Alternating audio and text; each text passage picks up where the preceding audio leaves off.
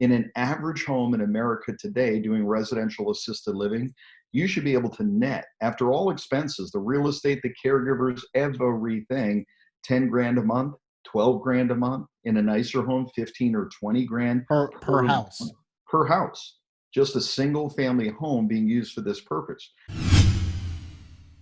Hey everyone, Jamel Gibbs here. Welcome to another podcast episode. Today we have another special guest. Now, this gentleman on the phone is an expert in the assisted living, residential assisted living arena. And if this is something that you're interested in, then you're going to be excited, just as excited as I am to be on today's call. Be sure to listen to it, take a lot of notes, and also be sure to apply what you're going to hear today, because we're going to talk about some nuggets that Gene's going to drop for you.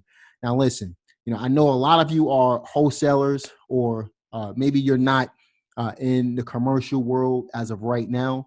This, to me, residential assisted living, I'm sure, Gene, you'll probably agree with me, would be considered a commercial type of investment, right?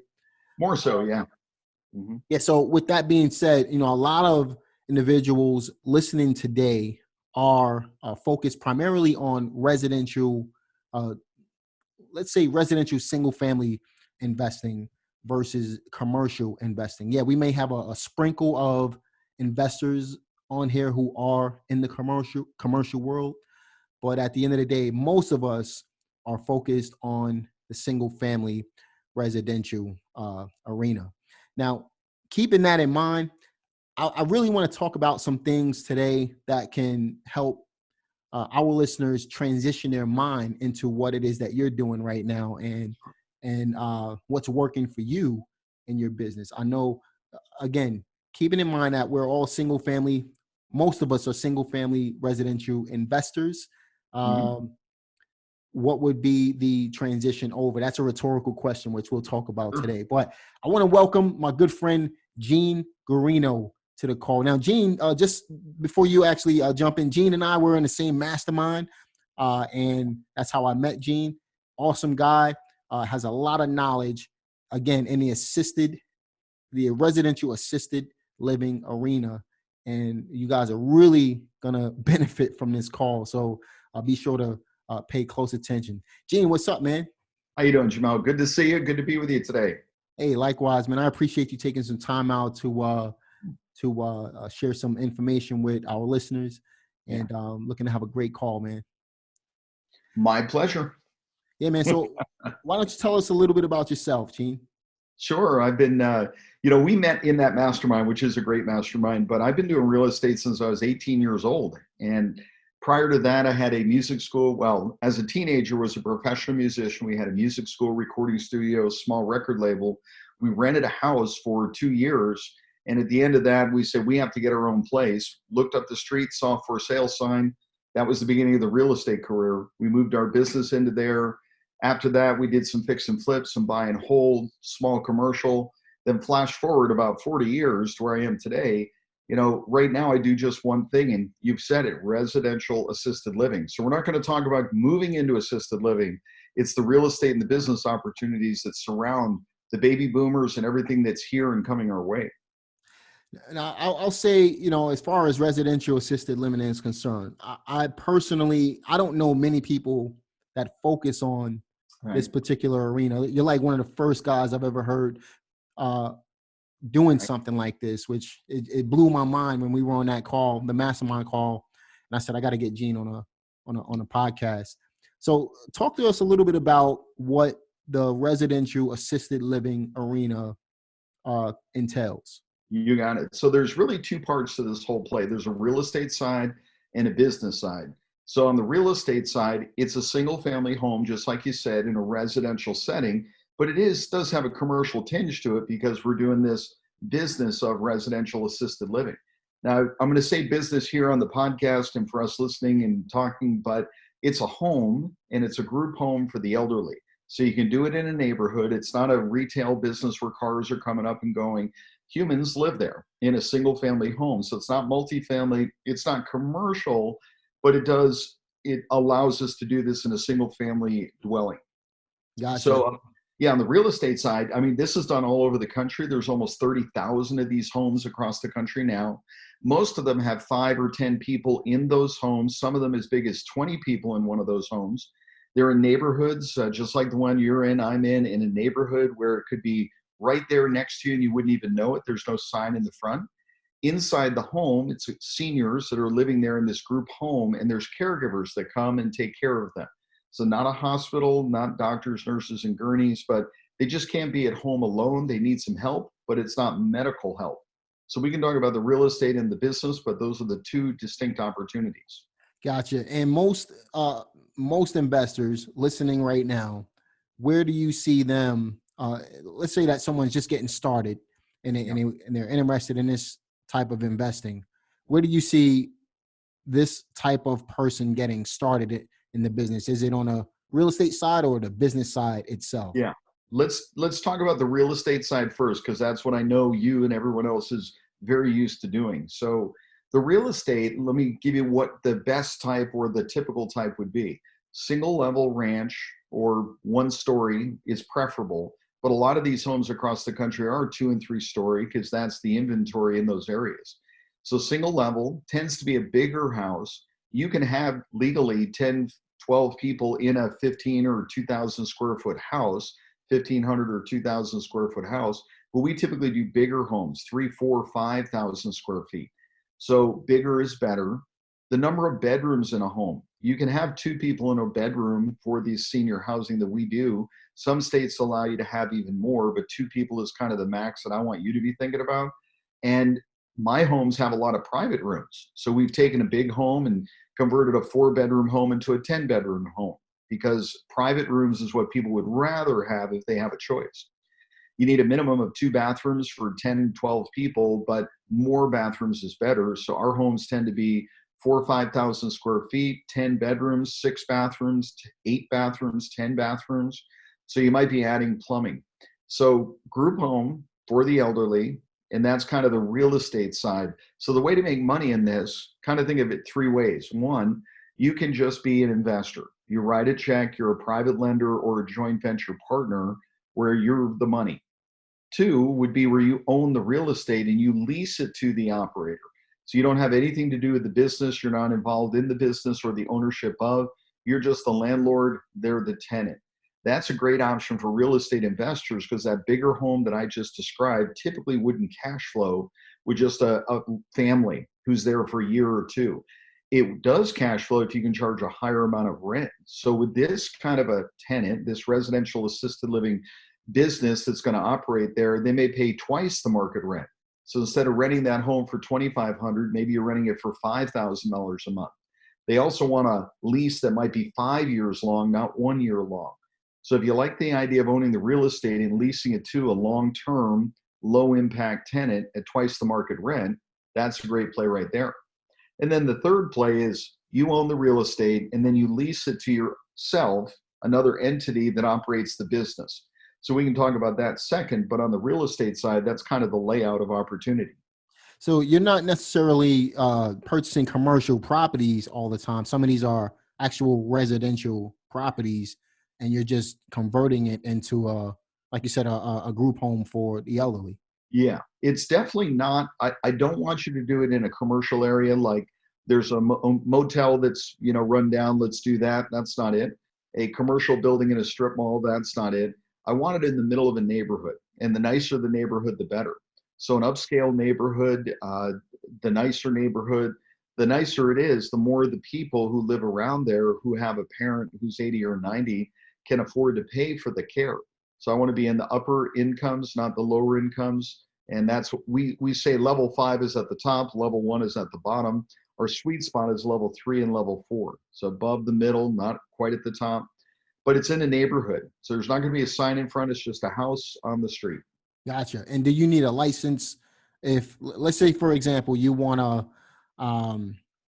obviously, if you own the real estate, you don't need a license to own the real estate. But if you want to operate the business, I'm sure there's certain things that you have, some certain hurdles that you have to jump over. Is that Yeah. correct? There's no federal regulation, but every state has their own rules and regulations.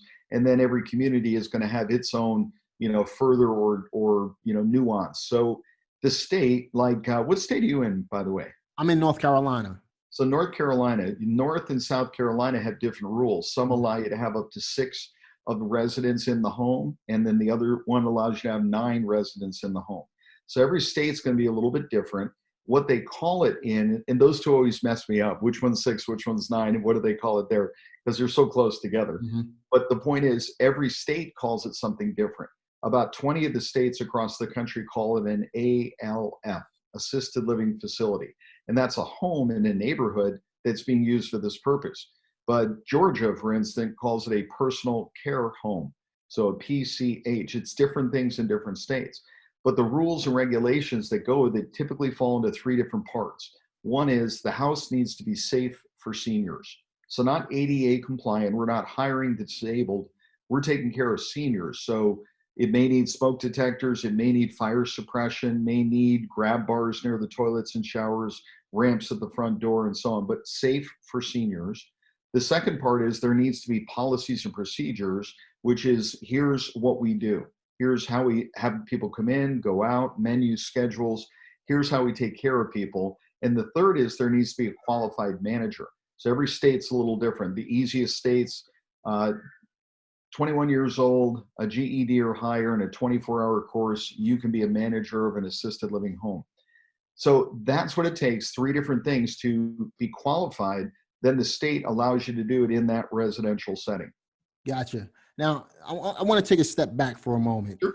Not everybody starts off in a business in the assisted living arena. So did you start off in a business in this type of investment? Or did you, how did you get started? Well, yeah, mine goes all the way back, like I said, to when I was a teenager. So I heard about this topic 20 plus years ago. I was at a big real estate event. The guru in the front was telling you, here's 10 different ways you can make money in real estate.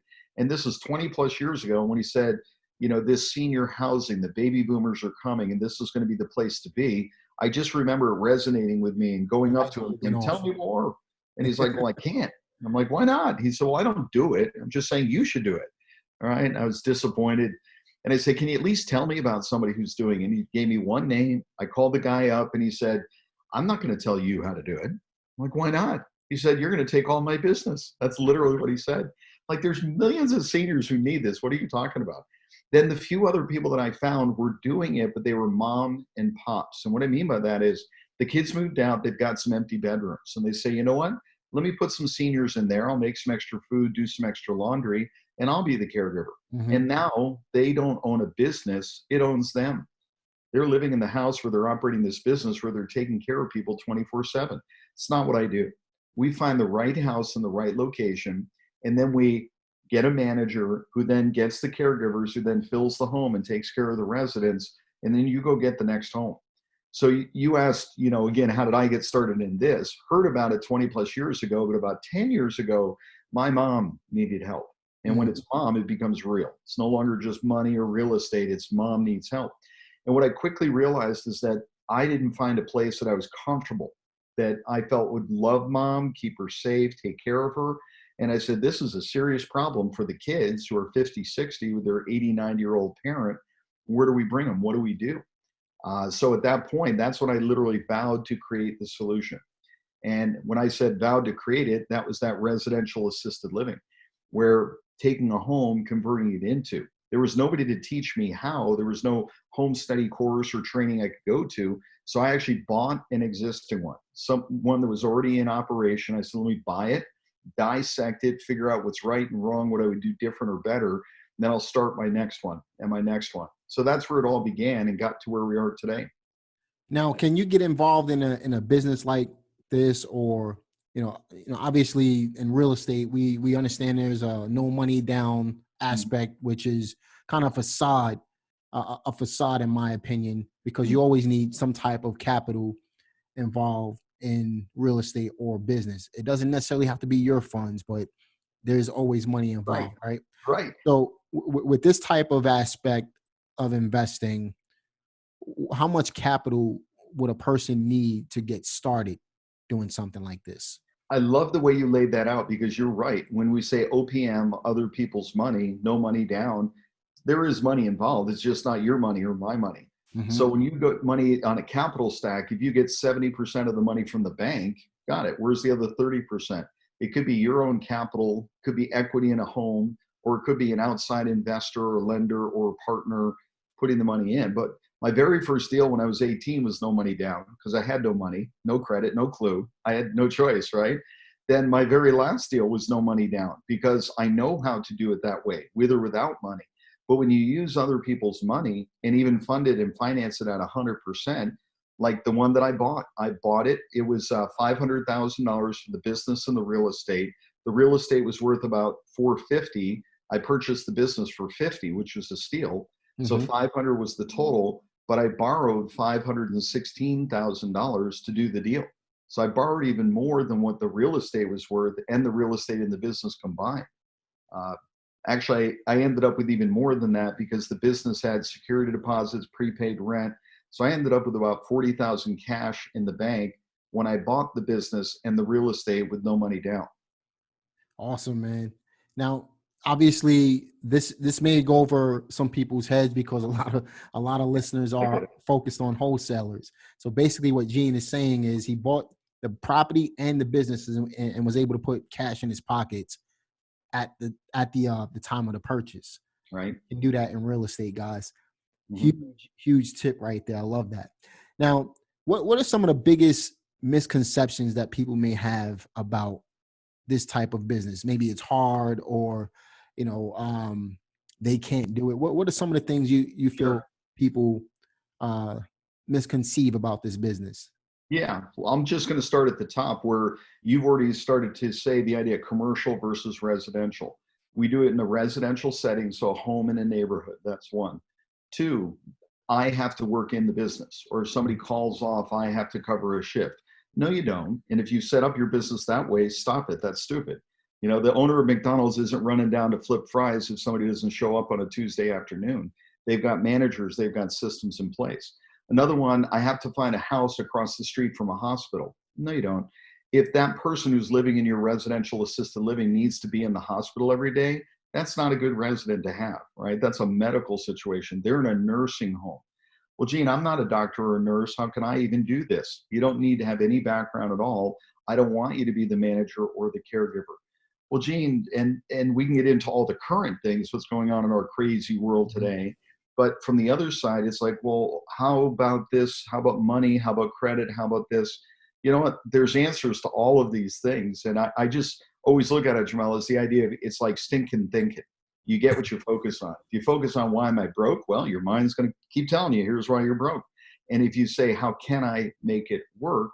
Well, now your mind's coming up with all kinds of Right. solutions. You wake up in the middle of the night with an idea. So ask yourself the right questions. But those myths right there, residential versus commercial, it's residential. Do you have to work in the business if somebody doesn't show up? No, if you've done your work right. We already went through what does it take to get the license and so on. There's obviously more to it. But you and I were talking just before we started, and we said, hey, sometimes people think something is easy. And this one here, there's definitely hoops you have to jump through, and there's barriers to entry. And I like that because I don't want everybody doing what I'm doing. But those people who are willing to jump through the hoops of the barriers to entry in an average home in America today doing residential assisted living, you should be able to net, after all expenses, the real estate, the caregivers, everything, 10 grand a month, 12 grand a month in a nicer home, 15 or 20 grand Per per house. per house. Just a single family home being used for this purpose. Now, if you just want to be the real estate owner and lease it too, and you got twice the market rent, well, maybe you're making an extra 2 grand per house. Have 5 of these homes that you lease out to others. Now you got an extra 10 grand a month. And that right there, by the way, is kind of the magic number. A lot of people, when you ask them, how much do you need to pay all your bills? A lot of people come up with that number, well, 10 grand a month, and I'm good. Well, good. You could do it with one house, or you could have an apartment complex with 100 units, or 100 single family homes. And Yep. if you've been there, done that, you understand those are some challenges too. Yeah, man. So what do you feel like, we just talked about some obstacles Sure. that people may face. What are some of the biggest obstacles people face when getting started in something like this? Well, not knowing what they don't know. Get education, learn as much as you can before you even start. That's one. Love that. Two, yeah. Two, another one is just the DIY attitude. I'm an older guy. I'm definitely older than you are. But the point is, the older I get, the more I realize I am not the best at everything. I don't want to be the best at everything. What I want to do is I want to know what needs to get done, find the person who's the best or really good at it, who I can hire, put in position, empower, support, so they can do their thing as I go do my thing. So that's a big mistake people make in this industry. They say, you know what, I'm going to start by, I'll be the manager. I'll be a caregiver. I'll fill in. I'll forget it. You're sunk before you even started. I So can verify that too, Gene. I'll verify Gene on that one, because we're on these mastermind calls every single week. And Gene's like, well, how can I can see his mind when he takes down a lot of notes, and then he's always thinking, how can I put somebody else in place in order to make this work? So I won't have to do all the work myself. Yeah, And you're right. Turn it into a business. I see that. So Yeah. I'll vouch for you on that one. And it is. It's anything in life can be a business, but I also, there's other things that I want to make sure to share too. Like, I just want to encourage everybody who's listening right now, before you do anything more, why are you doing what you're doing? And especially when I know a lot of people that get into real estate, it's quick cash. So the wholesaling, the fix and flip is a big one, because it does work. You can do it. Everything's going to take effort, but is that what you want? Is that quick fix, and now I'm unemployed and I got to go find the next deal? Or you want to do something where it's residual income? So then we progress to $100 a month per door or whatever it may be. And it's like, well, that's good, but $100 a month doesn't pay for a round of golf. What's your number? If it's 10 grand, how quickly can I get that one solved? And if it's 10 grand, find that one thing that you can do. So the money part of life is solved. You've got that residual. So now you can do other things that interest you or are fun, or you scale. But go ahead. I'm sorry, I got off track. No worries, man. So we were talking about some of the obstacles and things like that. Do you feel like it's easier for someone to get started on a real estate side or the business side of it? Maybe learn the business so that they know what to do, or see if they're even passionate about it? Or do you feel like they should focus on a real estate side? So the real estate is the easier part. So when I say easier part, the business is definitely the harder part. The business can allow you to make a lot more money. So easier would be the real estate. The key for anybody who's thinking of getting in on the real estate side, you need to find your tenant first. The other way around, what most people do is they get a house, they get a great deal, they fix it up, then they put it for rent, and you find somebody, because there's millions of people that need a place to live, right? This is different. The only tenant you're going to get for this business is somebody who knows this business and needs that location. So before you pick anything, I don't care if it's a free house, go find the person who's saying, I want to expand. I want to do this business. And then ask them, where do you want a house? How big do you want it? How many stories? How many bathrooms? Because now you're just going shopping. You're going to find what it is that they need and want. Now you've got that long-term, twice the market rent, 5-year lease on a house that they want. And once they're in that house as a tenant, they can't just move the business next door or across town. That's it. They're either going to be your tenant for life, or you're going to end up selling that building to them. So find the tenant first, and I can give you some strategies for that. But location is critical. Real estate, we're always thinking about deals, but the reality is this is about location, because if you and I are brothers and we're paying for mom's care, I want it to be close to us, because we're going to go visit. I want to go visit twice a week, twice a day, not once a year during a holiday. And close by to where the people who are going to put their mom or dad into the home, that's where we want that home to be. Wow. So a lot of stuff running through my head right now. A lot of questions, man. I know that people are going to be asking. A couple of things that, we were just discussing, and, you mentioned it'll be easier to start off on the real estate side of things. And obviously that may take less capital, less time, less effort on someone's behalf. But obviously, learning the business and understanding the business side is going to make you more money, more profitable. Would you recommend, and it's probably not one of the questions that I wanted to come up with, but it is coming to my head right now. Do you recommend someone getting into this if it was for the money? Because sometimes you see a negative light shined on assisted living Right. housing as well. Would you recommend someone getting into it if their heart isn't in it, or if it's just about the dollar signs? What do you think about that? You know, again, at the point where I'm at in life, from what I've done and what I've seen, life is way too short.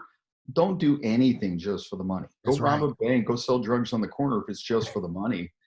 Do something that you want to do, that you're passionate about, because things get hard. I don't care who you are. And when it gets hard, if you have no passion, no desire, no commitment, you're just going to give it up and go the other direction. You got to That's be right. passionate about something you can really get committed to. So our motto in the whole company is do good and do well. The do well is make a lot of money. The do good is do something good for other people. So when you put that together, whatever do good is for you, now that's a lot stronger and you can be a lot more committed to it. So I do want you to have some passion, but let me explain the opportunity so we all see. Baby boomers, we talk about the baby boomer generation. They're not in assisted living yet. They're coming. Their last stop is assisted living. So baby boomers, this whole generation began 1946. Why? Because World War II ended, servicemen came home, got busy, boom, population explosion.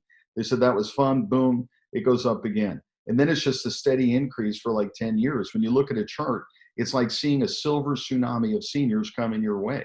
And you know exactly when it's going to hit shore.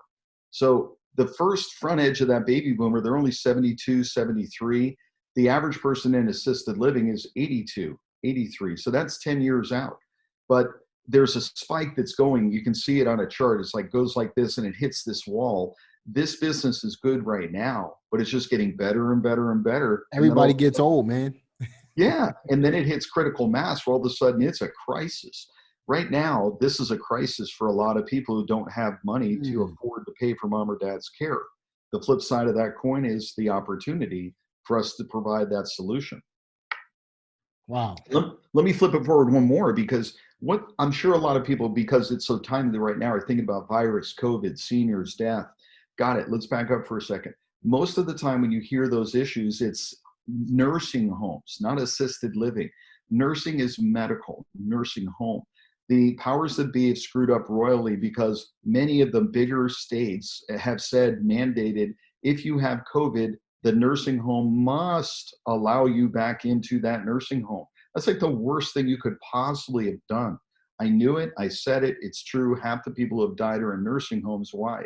Because they put sick people into a room full of people that should be Hmm. protected, instead of, they tell us to sit at home and put a mask on, but they have those people, no, let's move somebody right in. How stupid. But anyway, those people in those homes are like, this is crazy, this is nuts. And a lot of them have moved into the smaller homes saying, this is safer, smaller is better. 6, 10 people is a lot less people, a handful of caregivers coming in and out, versus hundreds of people in the big box facility over here with dozens and dozens of caregivers going in and out.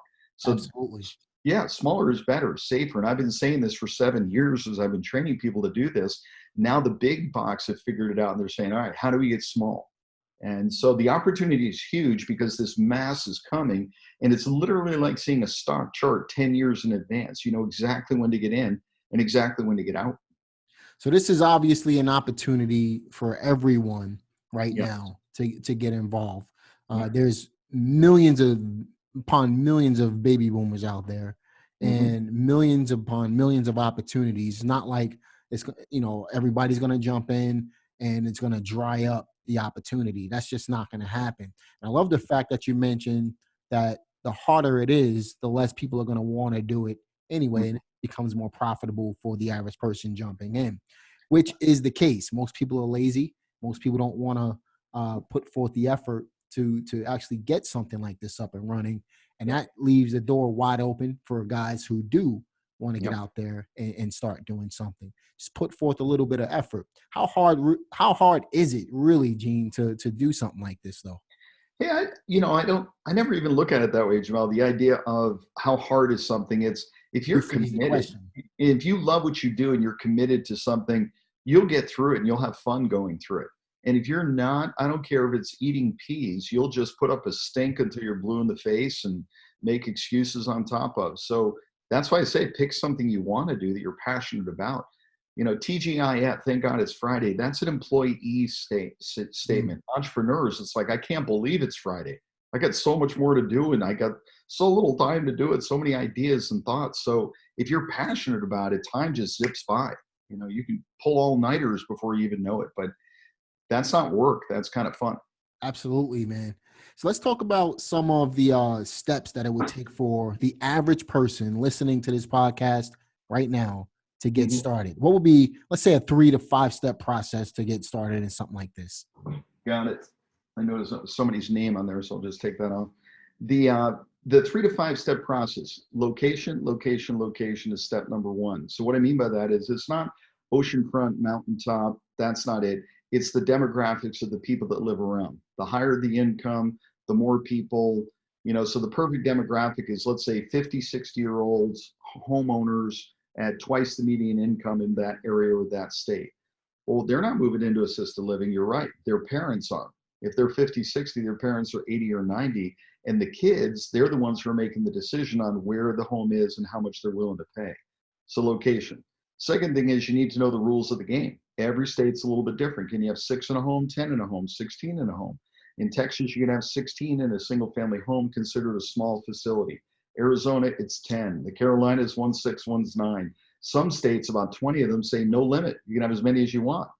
But the house needs to be senior safe, and now we're down to the other side. So step 2 is know the rules of the game. So once we know the location, the rules of the game, I think really is we have a whole 10-step process, but the next thing is you got to decide what part of this game you want to play. And if it's the real estate side, great. If it's the business side, great. If it's a combination, great. And if it's none of it, that's okay too, you know. But I will say this, I guarantee everybody who's listening, you're going to get involved in what I do one way or the other. You're either going to own the real estate, the business, or you or a family member is going to be lying in a bed writing a check to somebody who does. So those 3 steps, and that might be your encouragement to at least take a look and see what this really is. And then from there, it's all about taking action. I would say that would be step number 4. Yeah. You know, just kind of getting out there and actually doing something with it and not just listening to information. You know, before we, you know, jump into some more information, how can our listeners find out more about your programs and things like that? You know, I didn't tell you, but I'm going to give them a copy of my brand new book. Oh, that's awesome, man. Yeah. And this book right here literally just came out. It's the blueprint, how to start a residential assisted living business. So this book itself, you can download this book right now at RAL101.com. So RAL, which is residential assisted living, RAL101.com. You can download that book, my gift to you, for free. And there's also a webinar there that you can watch and listen to, or you can just give us a call. There's a place to register to set up a call with us. I'll be sure to link that in the description box as well. RAL101.com. Be sure to check that out, Gene Guarino. So there's a lot of moving parts to this business here. We have the real estate side. We have the business side. We have people that are brand new. We have some more advanced investors who may own properties already, which, you know, if you own a property that may fit this type of criteria, you're in a good position. But if you don't, you know, Gene mentioned something about leasing properties. Maybe you can do a lease with the right to sublease a property or something like that. Yeah, I love it. See, you're thinking that's good, man. Because, you know, let's think about it. The cycle in real estate, I've been saying this for a long time. Are we in the 7th inning? Are we in the 9th inning? Are we in extra innings? Is this game 3 of a 5-game series? You know, where are we at? And right now, I think everybody's kind of wondering too, right now at this moment in time. I don't know what the market's like in your area, but we're in Phoenix, Arizona. The market is, if anything, I'm going to say it's even spiked up recently. Yep. It's same here, man. It's smoking hot. It blows my mind. So, you know, keeping all of these things in mind, you can use the same tactics that you would when it comes to finding real estate. You can just change what you're doing or change the the area where you're looking for properties. And Gene mentioned to find the tenants first. Same thing with wholesaling real estate, guys. We find buyers first before we go out and find the deal. That way we know what type of properties the buyers are actually looking for. Yeah. We know what price range they're looking in. We know what they're looking to purchase, what they've recently purchased, so that we can go out there and find a similar property. So it's the same type of scenario. You're basically taking the same exact concept that you would with wholesaling real estate, and you're applying it to the residential assisted living arena, except you're finding a tenant first. You're knowing what they want. Then all you got to do is go shopping, like Gene said, right? Yeah. So it's the same concept. It's just Yep. a different aspect of real estate. It's a different business model. You can apply the same exact strategies to finding and tying properties up and negotiating real estate. The only difference is if you decide to do the business aspect of it, now you're going to be taking on a business right along with it. And that business can be super, super profitable. Yeah. Would you agree with that? Yeah, absolutely. And let me throw a little bit more on that, because I know that a lot of people who are listening are like, I do not want to be in a business at all. And elderly or assisted living, that's just not for me. And I totally get that, you guys. So the idea of the real estate play, just like Jamel was talking about, is huge, and there's big, big opportunities. Let me widen that out a little bit more on the real estate side. Remember the show, The Golden Girls from the 80s? Four mature women living together in a house, taking care of each other. That may be your best rental right now in America today. There's millions of people that are saying the kids have moved out, maybe the spouse passed away or they're no longer with them. They got a big old house that they have to pay taxes on, keep it up, and so on, and they have no friends. Imagine now taking that house and saying, we got 4 bedrooms, it's $1,000 a month for each bedroom, and the owner, the landlord, takes care of the utilities and the upkeep and the maintenance. So what do they get? They get to have community with these other people. They're going to be in that place and not have to worry about the maintenance and all of that. And you've got a long-term tenant that's going to be there for literally years and years and years, potentially a farm team for your residential assisted living that you happen to have up the street. So Golden Girls is a great model. You know what I think about when you talk about residential assisted living, I think about that movie, The Notebook. And Yeah. how I just think about that type of environment, or maybe even a movie like Forrest Gump when his mom was in the assisted living. So I think about things like that, and I'm like, wow, you can actually own that type of business, that type of property as well. That's awesome, man. I'll throw in one more movie reference. You've got Happy Gilmore, right? Happy Gilmore, yep. With Ben Stiller. And see, that's the negative one. And that's the thing. I was literally, just yesterday, I was on the phone with a good friend of mine. His mom, they're down in Florida, and his mom's been in assisted living for 4 years now. And he has just had a horrible time with the whole thing. Just the whole process, them not taking care of mom the way they should. And it's just, you hear him and you just feel like crying. And the reality is, if he had owned the home in a neighborhood, he could be controlling everything. Who's hired, what care they get, what activities they have. But instead, he's in somebody else's business, and he has no choice, no control, literally can't even go in and visit right now, because they've said you can't, even if your family, go visit your mom. And those residents are locked in their room, not locked in, but they're in their room, and they bring the food to them. This whole insanity of keeping people separate and so on. In our homes, yeah, they get a bedroom, but they still live inside the home. We don't nearly have the traffic that we used to, but it is so much better than those big box facilities that are nameless, faceless. Nah. Yeah. So at the end of the day, this can be an easy business model for each of you listening to this podcast right now. Yes, it will take work. Yes, it's going to be hard in the beginning. It gets easier over time, just like with anything else. Yes, it will take some blood, sweat, and tears, but it can be profitable for you. And if you have a passion for helping people, this is probably one of the perfect businesses to jump in. So really appreciate you jumping on the line and Sure. wetting our whistle a little with the residential assisted living arena, Gene. Yeah. And I just want to encourage you, you said simple. And I think it's simple, but not easy. What I mean by that is we get the concept. You get a house, we have seniors, they're being taken care of. They pay a lot of money and there's a lot of profit. Simple. But the easy part, anything you do is going to take commitment. It's going to take, so learn all you can first. I wish that there was a class that I could have attended that would have taught me everything that I paid dearly for in time, effort, losses of opportunity, and real money. So that's why we teach other people how to do it, because I'd rather you learn up front from my mistakes than try to figure it out on your own. So always avoid that DIY aspect. And I know you guys have a lot more questions too as you're listening. So do go to that website, that RAL 101, because not only will you get the book, but you get the webinar that you can watch, and you can call and ask questions, because there's a lot of opportunity, but I know you have a lot of questions too. Awesome. So RAL101.com. Be sure to check that out, guys. And also pick up your free book while you're there as well. Speaking of books, Gene, what are you currently reading right now besides your own book? I was going to say, it's so funny because I get asked that question a lot. And I am not a big book reader. I have tons of books, but I tend to read like the first chapter and the cliff notes, right?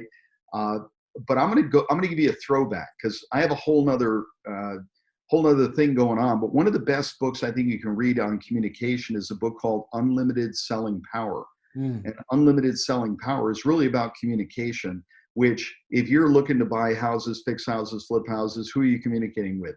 Sellers, buyers, banks, all kinds of things. Communication is the key. The author is Dr. Donald Moine, Moine. It's not a thick book, so it's an easy read, and it's a book that you can get through, but you'll be able to implement the strategies there very quickly. So Unlimited Selling Power, Dr. Donald Moine. I'll be sure to link that in the description box and in the show notes as well. If you're listening to this on the podcast, go to my YouTube page, find this video with Gene Guarino, and and it's going to be called Residential Assisted Living. And I'm going to link all of the details in the description box on that YouTube video. Great call, Gene. Thank you so much for joining us today on this podcast. Now, quick question for you. Sure. If you had to give our listeners some last word advice to getting started in this type of investing or this type of business model, what would those last few words be? I'm going to reiterate what I said before. Learn from other people. Learn all you possibly can. Because even if you're going to own the real estate, I want you to know what the business is and what makes a good operator, because that's your tenant. And if they're going to be paying that bill for the next 5 years, you need to know that they're good, what makes them good, why is this a good location, etc. So that right there. And again, do not buy the real estate first. Find that tenant, that customer first. They'll let you know where they want a house and what they're looking for. Just don't fall in the trap of, hey, I got a free house. It's in the middle of nowhere and it's single level, 7 bedrooms, 7,000 square feet, but nobody's going to drive there. Don't do that. Awesome. And the best way to learn, like Gene said, do not try to do this on your own. Get your free copy of the book. Go to RAL101.com. I'll link it in the show notes as well. And I'm looking forward to hearing of your success stories from what you learned from Gene as well. Gene, man, it's been a real pleasure. Looking forward to having you on this podcast again. I'm sure they're going to ask for another episode. Would you be willing to come back for us sometime in the future? Absolutely. You just let me know when and where, and I'll be there. You the man, mean Gene Guarino. You like that? Hey, I get it a lot, but I'm not mean. Not at all, man. But hey, man, it's been a real pleasure. I appreciate you jumping on board and looking forward to doing this again. Thanks, Jamel. Thanks, everybody. Talk to you guys on the next one.